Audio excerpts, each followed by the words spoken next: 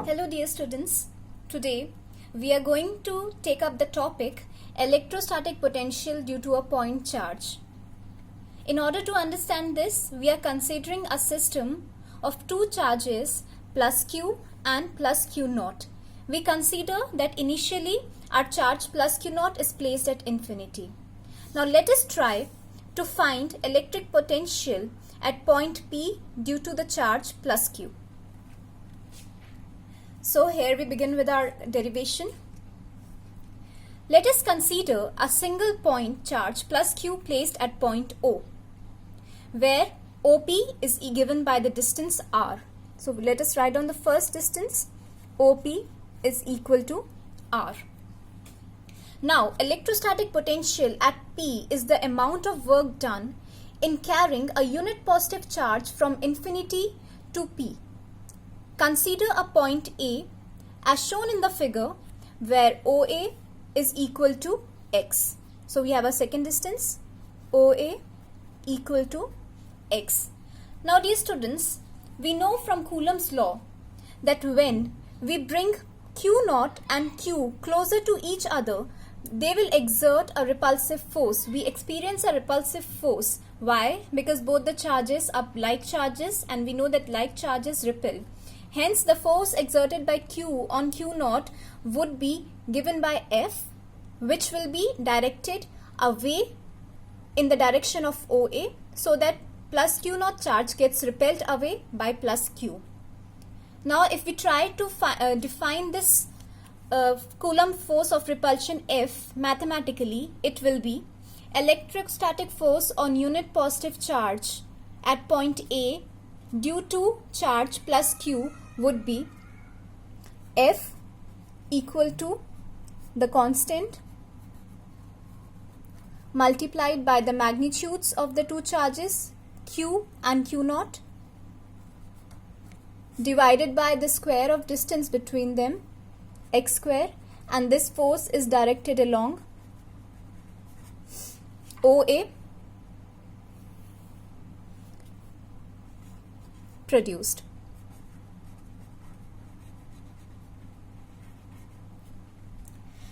Now suppose I want to bring this charge Q naught, which is now at point A, to a further closer point B. I'll have to do some work against this repulsive force in order to bring this charge from A to B through the distance dx. Let this small amount of work done to carry out this process be dw. Now dear students, we know work done is given by dot product of force and the displacement. In this case, our repulsive force is F and the displacement is AB vector, which is nothing but dx vector. Now we can clearly see from the figure that force is acting in this direction and a displacement is in this direction. Hence the angle between force vector and displacement vector is 180 degrees. It means theta will be equal to 180 degree. Now let us try to open this dot product. We get dw is equal to F dx cos theta. Now let us substitute this value over here. We get F dx cos 180. Since cos 180 is equal to minus 1, let us substitute this value F dx into minus 1, and hence the small amount of work done dw would be equal to minus F dx. Now this is the small amount of work we are doing to displace our charge Q naught from A through a small distance dx so that it reaches point B. Now let us suppose the total work done in moving a unit positive charge, which is Q naught in this case, from infinity to P is represented by capital W. So we need to integrate this equation to get the total work done. But here the limits would be from infinity to point P, which is at a distance r. So our limit will be infinity. The distance here is infinity and the distance of point P is r from the source charge. So we need to bring the point charge Q naught from infinity to a distance r. Hence, we'll integrate it within the limits infinity to r. So what do we get? Integration of dW, we'll get the total work done W equal to integration infinity to r. Substituting the value of F, I get minus 1 upon 4 pi epsilon naught Q naught by x square, and then I have dx. We are substituting this value of F here. Now let us carry out the integration. Since Q naught and 4 pi epsilon naught all are constants, I am taking it outside the integral symbol. So I get minus Q naught upon 4 pi epsilon naught integration. I am left with 1 upon x square, or I can say dx upon x square. Now we know that integration of x to the power minus 2 dx or 1 upon x square dx is minus 1 by x. So I can write it as minus Q naught upon 4 pi epsilon naught minus 1 upon x, limit infinity to r.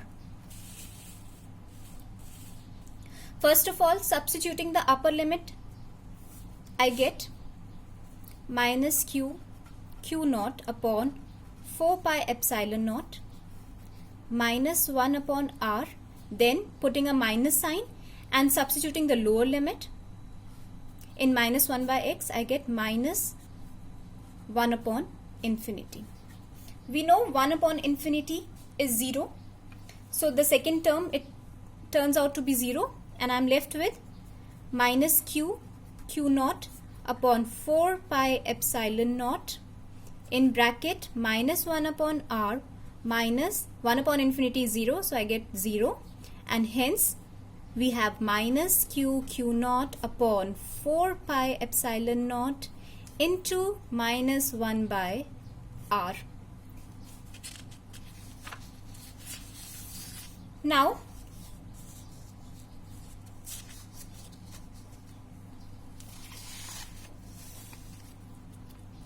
continuing with the calculation, minus into minus will turn out to be plus, so I get Q naught upon 4 pi epsilon naught r, and this is nothing but my total work done.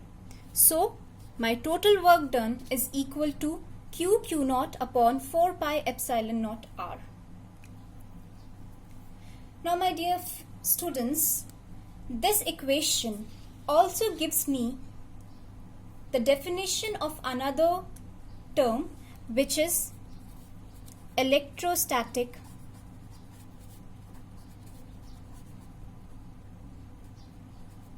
potential energy.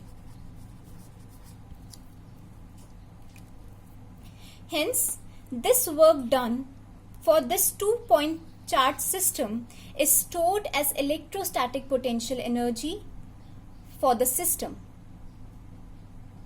So, electropotential energy for a system can be defined as the minimum amount of work done in bringing the two charges which were initially at infinite separation from each other to their actual positions closer to each other. So here we have also discussed the electrostatic potential energy due to a system of 2-point charges. Now coming back to our topic.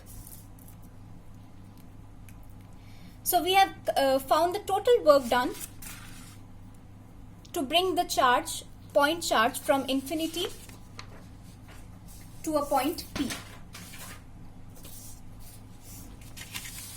Let us continue.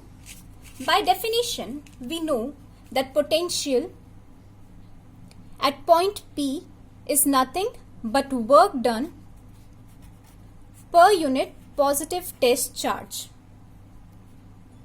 So, when I divide it, I get Q naught upon 4 pi epsilon naught R into 1 upon Q naught. Q naught gets cancelled. So, my potential comes out to be Q upon 4 pi epsilon naught R. Hence, this gives me the expression for electrostatic potential due to a point charge, which in this case is plus Q.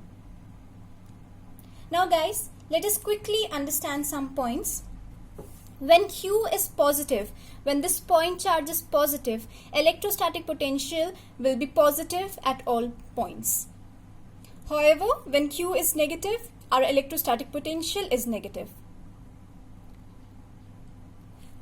It can be expressed in other terms as a positive charge produces a positive electrostatic potential and a negative charge produces a negative electrostatic potential.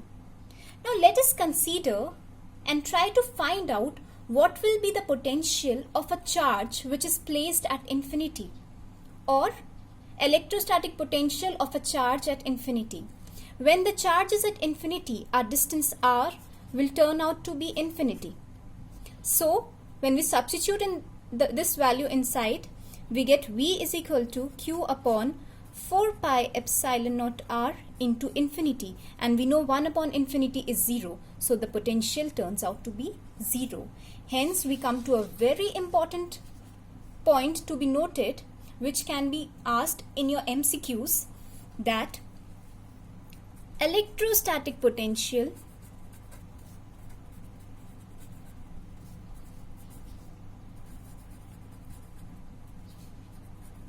at infinity